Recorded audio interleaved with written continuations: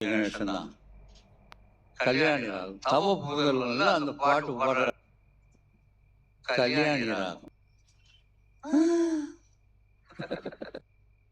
சொல்லிட்டு அப்படியே உட்காந்து கேட்டு இருந்தேன். அது என்ன ராகம்?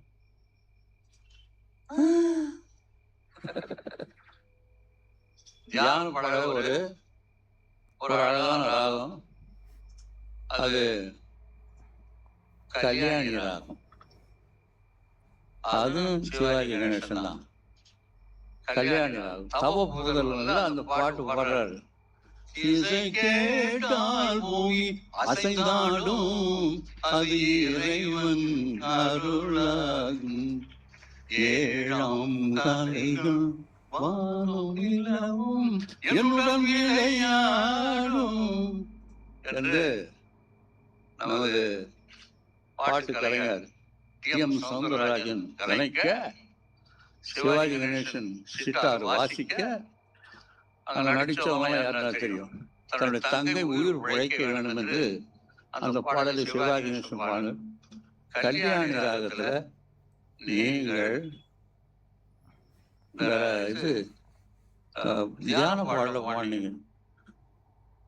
தெரிஞ்சுக்க 2 ராகம் சொல்லியிருக்கிறேன். இது தெரியாதனமா பண்ணிட்டேன்னு சொல்லி நீங்க ரெக்கார்ட் ஆகக்கூடாது, தெரிஞ்சுதான் பண்ணீங்க.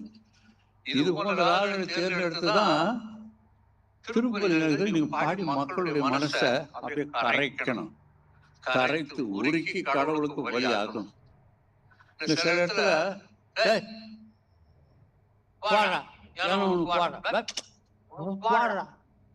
என்ன பாடு சாமி பாடுறான்னு சொன்ன, அவன் என்ன பாடுவான், பதில் ஒரு பாடல் ஒன்று பாடுவான். இப்ப பின்னால வர வேண்டி இருக்குது. அது என்னது ஒவ்வொரு கொடுத்தல் பாடு பாடணும். இந்த மாதிரி ஒரு கலாட்டா திருவழிபாடு நடக்கவே கூடாது. அந்த மாதிரி நடந்து கைசி என்ன கூடாதீங்க, நான் அவுட் ஆயிடுவேன். மியூசிக்கெல்லாம் எப்போது இதாகுதோ அப்போ எனக்கும் மோளம் அடிச்சிட வேண்டியதுதான். அதெல்லாம் எனக்கு பிடிக்காது. நல்லா உற்சாகம்னா அந்த பாடல். ஆக இப்போ இந்த ஒரு ஆடம்பரமான அழகான நேர்த்தியான ஆழமான ஒரு சூழலில் ஆண்டு பெருவிழா நடக்கிறது என்றால் இது ஒரு அந்தோனி அவருடைய புதுமை. சரி, அடுத்த பாயிண்ட் 2 பாயிண்ட் தான்.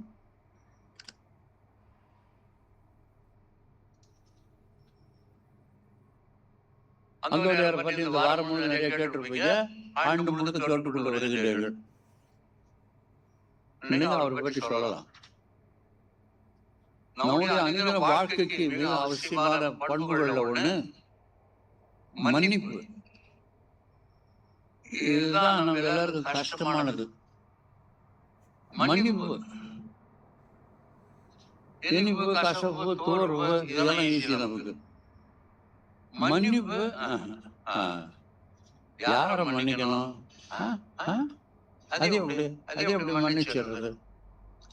அவன் மட்டும் என்ன பண்ணுவான், அவனை மன்னிச்சு விட்டுணுமா, வாங்க பாக்குறவங்க வேலையை பார்த்துன்னு அப்படியே எங்க சாமியார்களை பார்த்து சாமியார் தான் மன்னிப்பு கொடுக்க பாவ செஞ்சிருக்கணும். அது அங்க ஒவ்வொரு அரிசாதங்களும் மன்னிக்கணும். அதை விட்டு வெளியே வந்தோடனே மன்னிப்பு கிடையாது. குடும்பத்துல மன்னிக்கிறோம் இல்லைன்னு சொல்ல, பாசிட்டிவ்லி மன்னிக்கிறோம், பற்றாது. மறை மாவட்டத்துல இருக்கு, கத்தோலிக்க திருச்சபையில இருக்கு, எல்லா மதங்களிலும் மன்னிப்பு இருக்கு இருக்கு இருக்கு. மகாத்மா காந்தி தன்னை சுட்டவனை மன்னிச்சு இல்லையா? அவருடைய கத்தோலிக்க கிறிஸ்தவரா அவர் அன்பாக படித்த ஒரு நூல் கத்தோலிக்க திருச்சபையினுடைய புதிய ஏற்பாட்டுல மலை பொழிவு, சர்மன் ஆன் தி மவுண்ட், அதான் அடிக்கடி படிச்சுன்னு இருப்பார். படிச்சுட்டு வச்சுருப்பார், பைபிள் அப்படி வச்சுன்னு இருப்பார். மகாத்மா காந்தி மன்னிக்கலையா?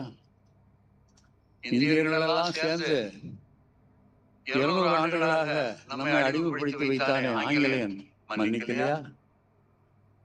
2 நூற்றாண்டுகளாய் நாம் இருந்தோம் அடிமையிலே, மறைந்துமே வாழ்ந்திருந்தோம் நாம் மனிதரின் பெயரால்.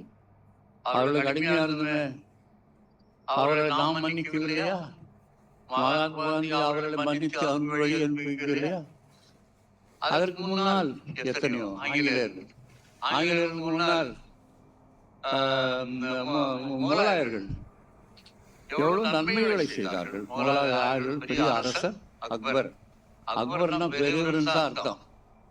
அக்பருக்கு ஒரு பேர் இல்லை. அக்பர்னா மாபெரும் தலைவர்னு அர்த்தம்.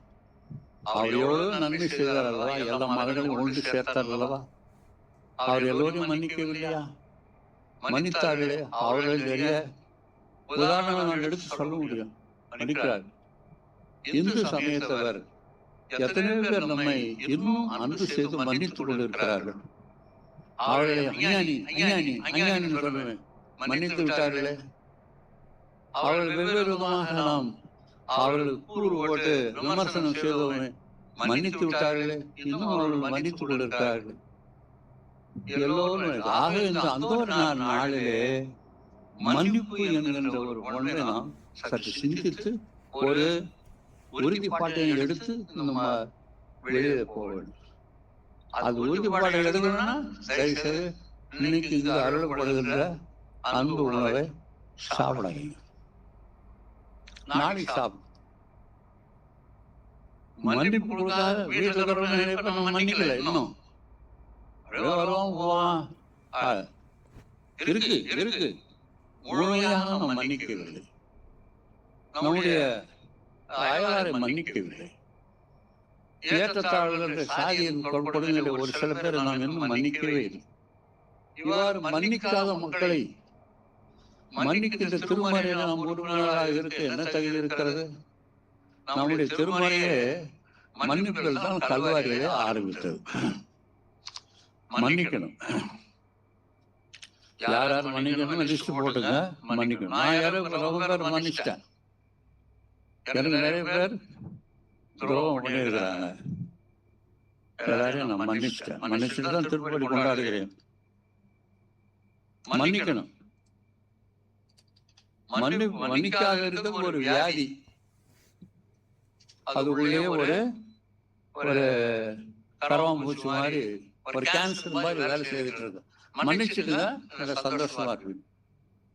வியாதி உடனே ஆகாம இருக்கலாம். அந்த வியாதியில் வாழ்ந்து கொண்டு இருப்பது பெரிய வியாதி.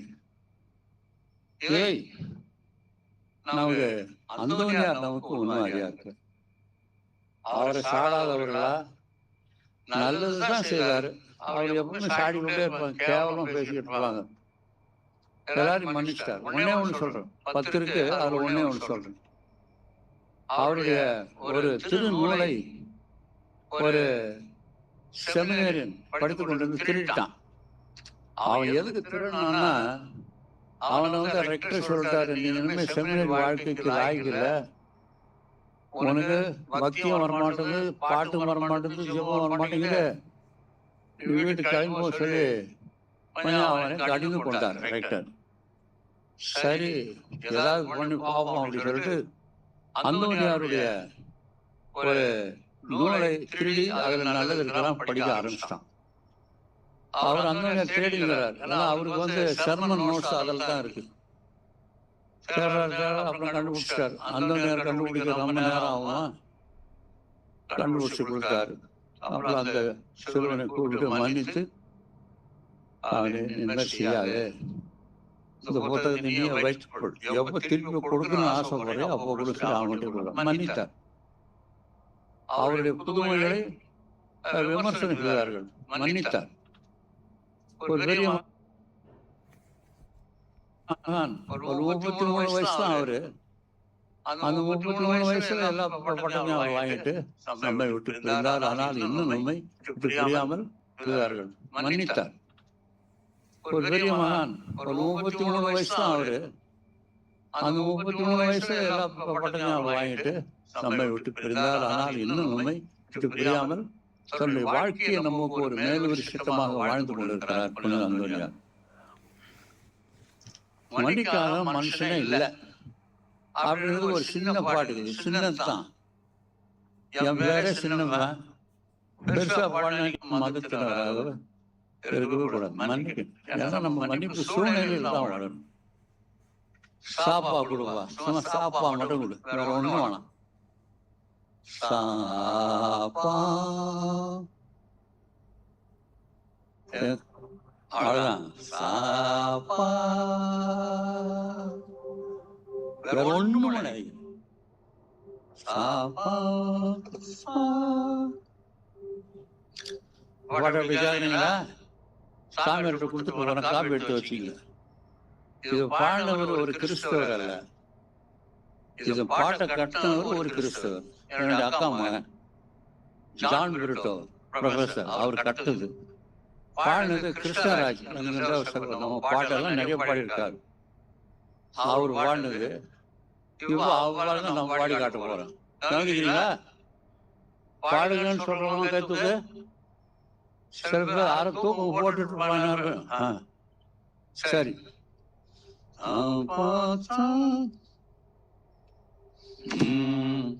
மன்னிப்பவன் தான் மனிதன், மன்னித்து மறப்பவன் மனித தெய்வம்.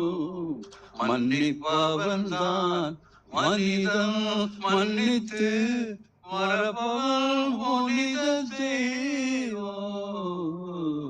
மன்னிப்பவன் தான் மனிதன். எண்ணிக்கையில்லாத நம் பிழையை இறைவன் மன்னித்து மறந்தாரே. இல்லையேல் மண்ணில் வாழ்வோர் யாரே? அரை கட்டை அப்படி இறக்கிங்க, 5 கட்டை.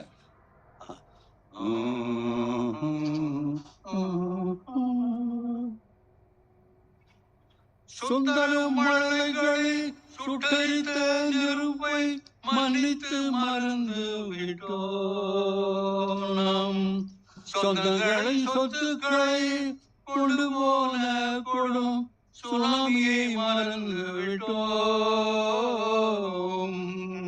போனதுல 70% நெருப்பு சுனாமியை மறந்து விட்டோம்.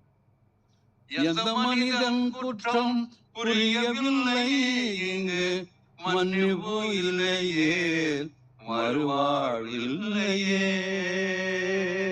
மன்னிப்பவன் தான் மனிதன், மன்னித்து மறப்பவன் மனித தெய்வம். மன்னிப்பவன் தான் மனிதன். தன்னை போல் அயலாரை அன்பு செய்யும் மாந்தர் மன்னித்து மறந்திருப்பார். பிறரை மன்னித்திட மனமின்றி வெறுப்போர்கள், மன்னித்திட மனமின்றி வெறுப்போர்கள் தீரா நோய்களில் உழந்திருப்பார். மன்னிப்பவர்களுக்கே குற்றம் மன்னிக்கப்படும் என்று நம் தேவன் இயேசு நம்மை மன்னிக்க வந்தாரே. சிலுவை லூகாஸ் 23:34 சொல்கிறார், தந்தையே இவர்களை மன்னித்தருளும், இவர்கள் செய்வது என்னதென்று தெரியாமல் செய்தார்கள், இவர்களெல்லாம் மன்னித்தருளும். அங்க நின்று யாரு? சோல்ஜர்ஸ், அடிக்க நூறுங்க. இதாவே இவர்களை மன்னித்தரும். நம்ம வயது வரணும், அது ஆண்டவரே இவங்களை ஒரு வழி பார்த்துக்க, அதுதான் நாம் சொல்லியிருப்போம். மன்னிப்பு எல்லாருக்கும் அடிப்படையான எல்லாரும் மன்னிக்கணும். என்னை எத்தனையோ குருக்கள் மன்னித்து விட்டார்கள், நானும் எத்தனையோ குருக்களை போதனைகளை மன்னித்திருக்கிறேன். நான் எந்த குற்றமும் செய்யல இதுவரைக்கும். நாங்கள் ஞாபகத்தில் வச்சுக்கிறோம், 2026 2 சபையில் இருந்தா, வேலூர் மறை மாவட்டத்தில் இருந்தா, சென்னை மேல் வரை மாவட்டத்தில் இருந்தா, ஒரு 5 பைசா நம்ம வாங்கிற இடத்துல வர்றதில்லை. பெரிய வரலாறு இல்லையா? ஒரு 5 பைசா ஆளை வச்சு கூட முடிச்சிடும். இப்படி மற்றவர்களுக்காக என்னால் ஆன ஒழுங்கு வரும்போது என்ன ஒருவர் ஃப்ராடுன்னு சொன்னார். சின்னப்பா ஒரு ஃப்ராடு, என் கூட சேர்ந்தவங்க ஒரு பேரை சொல்லிட்டாங்க, அதெல்லாம் பேர சொல் என்ன போய் ஃப்ராடுன்னு சொன்ன. அவரையும் நான் மன்னித்து விட்டேன். சரிங்களா? நான் ஒரு ஃப்ராடா? 5 பைசா ஆசா போடலாம் ஃப்ராடுன்னா அப்படி யார் தான் யோகியா? அன்புள்ள சகோதரர்களே, மன்னிப்பு என்கிற பன்மை குடும்பத்தில் வளர வேண்டும், பள்ளியில் வளர வேண்டும், ஆசிரியர்கள் மாணவர்கள் மத்தியிலே வளர வேண்டும். நான் ஆசிரியனாக, செகண்ட் கிரேட் ஆசிரியராக, ஹெட்மாஸ்டராக, BA MAd ஆசிரியராக, ஹையர் செகண்டரி ஸ்கூல் மேனேஜராக நான் இருந்திருக்கேன். எத்தனை முறை மன்னிக்க வேண்டி இருக்குன்னு தெரியுமா? மன்னிச்சு தேங்க்யூ ஃபாதர், தேங்க்ஸ் ஃபாதர். மன்னிக்காமல் எந்த ஒரு ஆசிரியரும் மாணவர்களை வீட்டுக்கு அனுப்பக்கூடாது. அவங்க வீட்டில் தான் செய்வாங்க தெரியுது இல்லையா? சரி, okay ma'am, I forgive you, go home happy அப்படி சொல்லி அனுப்பு. அதே போல நம்ம ரிலீஜியஸ் ஹவுஸ்லாம் மன்னிப்பு அதிகமாக தேவை. குருத்துவ நிலையில் இருக்கிறவர்கள் Presbyterian, among ourselves there should be a spirit of forgiveness, accepting as our own brother. We came as brothers, we work as brothers, we work as collaborators for the kingdom of God. இந்த மன்னிப்பு இருக்கிற பண்பு இல்லைன்னா அது ஒரு பெரிய ஒரு குஷ்டரோகம் மாதிரி, ஒரு கேன்சர் மாதிரி அது இருந்து கொண்டே இருக்கும். என்ன புண்ணியம்? சாப்பிடுகிறோம், ஆனால் உள்ள கேன்சர் இருந்தால் என்ன புண்ணியம்? நாம் நன்மை வாங்குகிறோம், கேன்சர் இருந்தால் என்ன புண்ணியம்? பாடுகிறோம், குரல் எடுத்து பாடுகிறோம், அந்த பாட்டிலே உள்ளத்திலே ஒரு புரட்சிகரமான தெய்வீகம் இல்லை என்றால் என்ன பயன்? ஆகவே அடிப்படை பண்பு love and forgiveness. Praise the Lord.